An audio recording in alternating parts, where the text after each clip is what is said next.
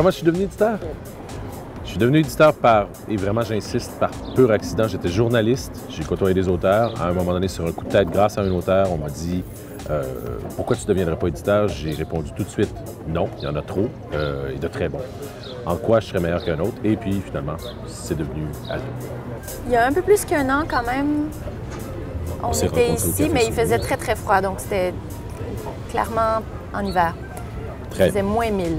Je me souviens d'avoir marché du métro Outremont, en réfléchissant d'ailleurs à ce qu'il fallait faire, parce que ce qui était drôle, j'avais lu le texte, on savait un peu, on connaissait les failles, mais tu étais un petit peu plus inquiète que moi là-dessus. Il y avait des éléments qui ne cliquaient pas ensemble. Bien, le mur mitoyen, je l'ai trituré pendant des mois, là, je ne savais plus quoi faire avec rendu.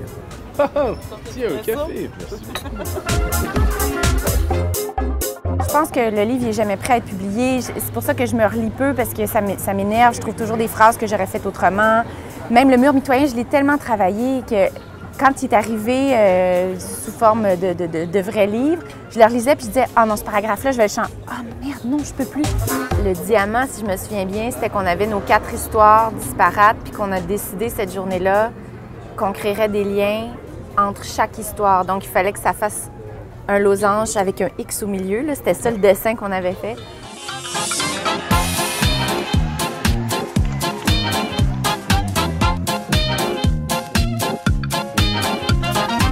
C'est de l'ordre d'une certaine forme de mystique, ce qui accroche dans un texte. C'est entre les lignes, c'est sur la page, ça flotte au-dessus du texte.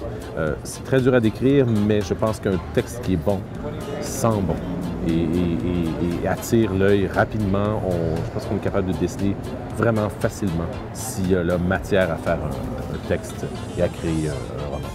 Bien, la première fois qu'on s'est parlé, je t'avais envoyé mon manuscrit depuis 4 jours, je pense. Mais tu n'étais pas le premier éditeur à qui je parlais. Puis tu avais tellement d'enthousiasme, puis tu étais tellement positif par rapport au livre en général, puis ben, au mien un petit peu quand même aussi. Fait que oui, ça a été un bon contact, mais après, c'est quand on s'est rencontrés. Hein. Je pense que ça s'est plus décidé.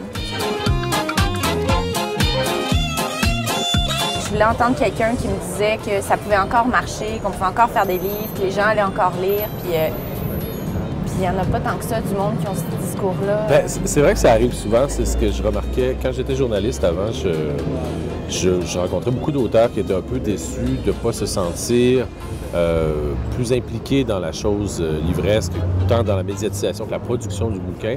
Donc, ils avaient l'impression d'être un peu oubliés dans la chaîne.